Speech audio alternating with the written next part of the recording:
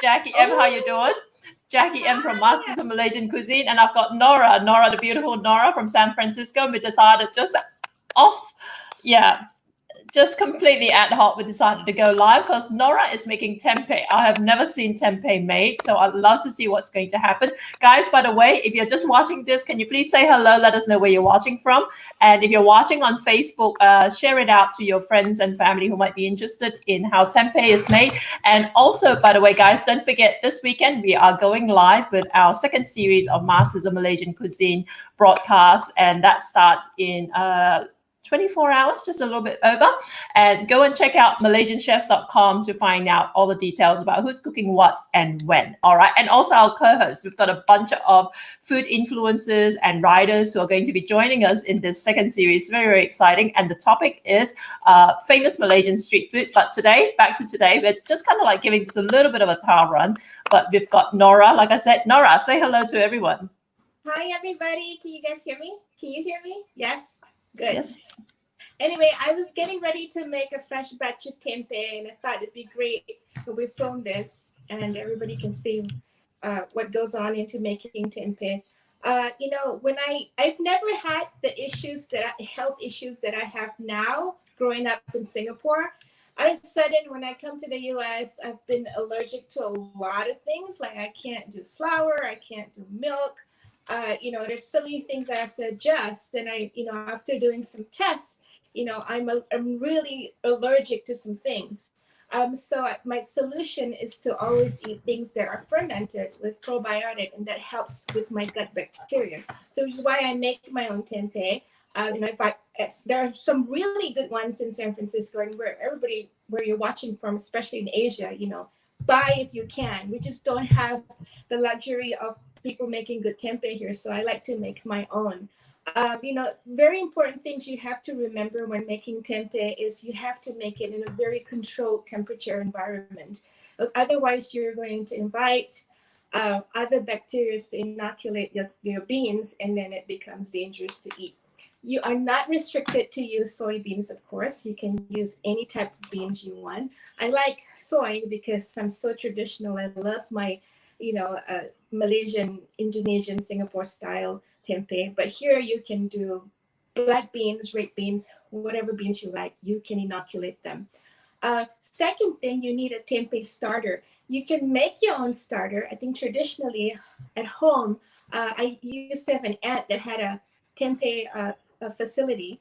I don't know what her ragi is made of, but I know that you can find it in some sticky rice, to make tapai. I think you all know that.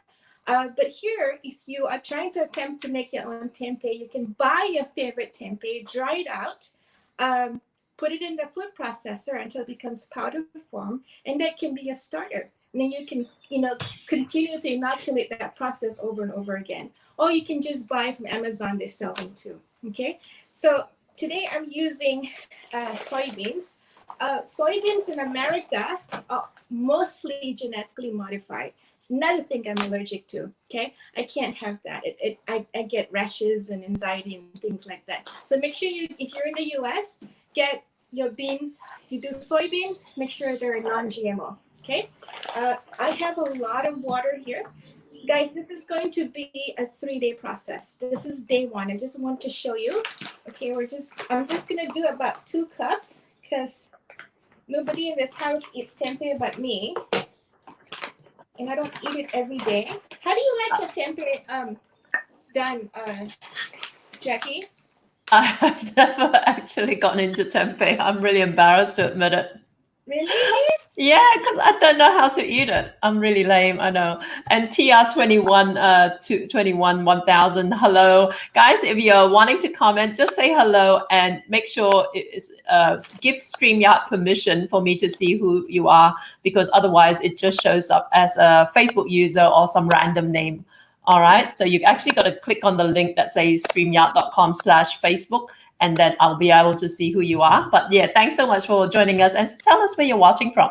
Okay, so how much water do you have in there? Okay, do you need that much? I have 8 quarts of water here to about 2 cups of beans. This is going to expand by tomorrow morning. What I'm trying to do is dehull them. See, they have skins, right? So you need to remove the skins. When you soak them overnight, they will loosen up tomorrow.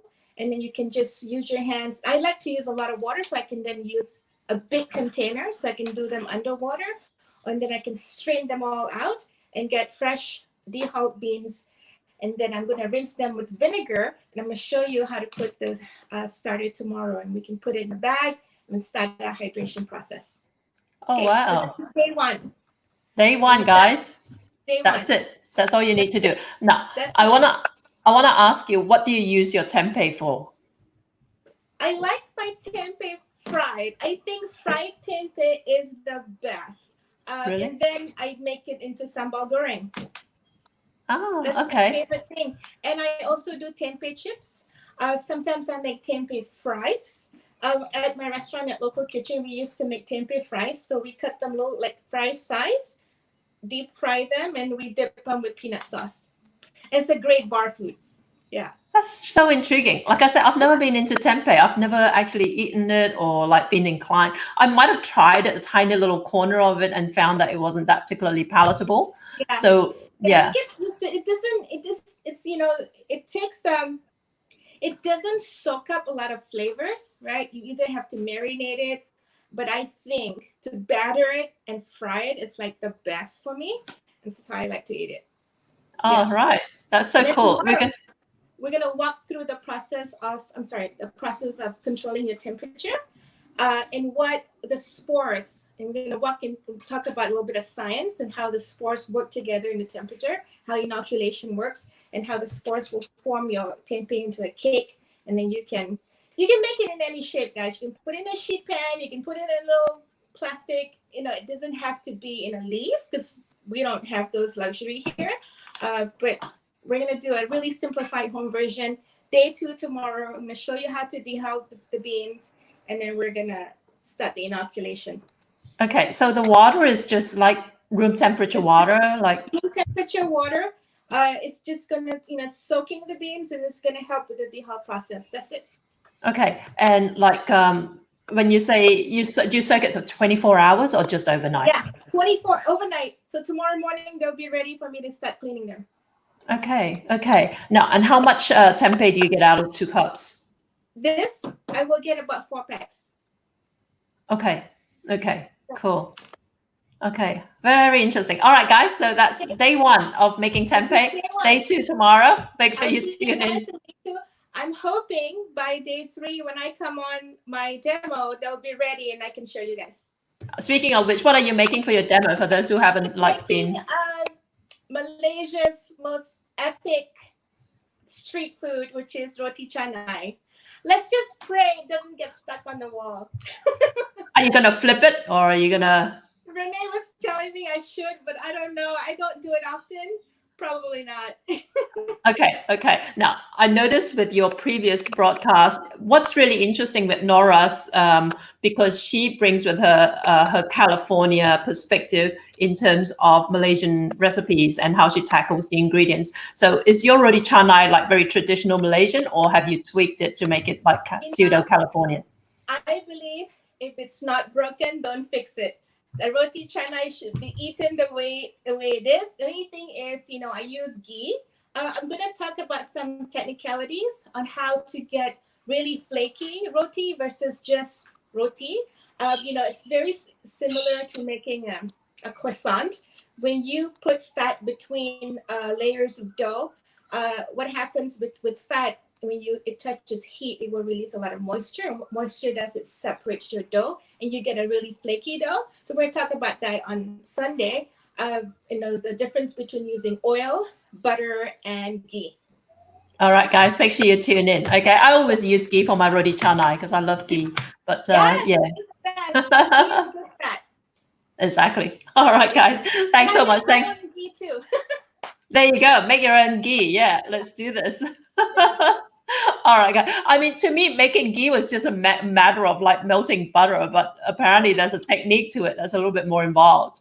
Yeah, so there's clarified butter and there's ghee, right? So clarified butter is removing milk solids from your butter, and then you get ghee, right? So it's almost impossible to get 100% of milk solids out. So there's a process where you do a controlled temperature where you remove all the milk solids, and then what you get at the end is ghee.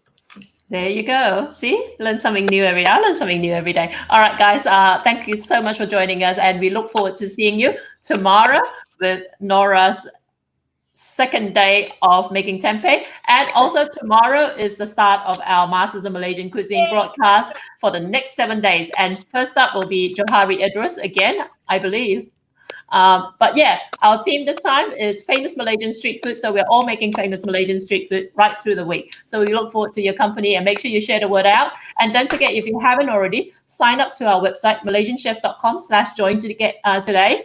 And that will get you a copy of our special recipe book, and also get you a copy of our e-magazine containing all the recipes from our first set of broadcasts. So we'll see you all guys tomorrow. Thanks again for tuning in. Bye. Bye.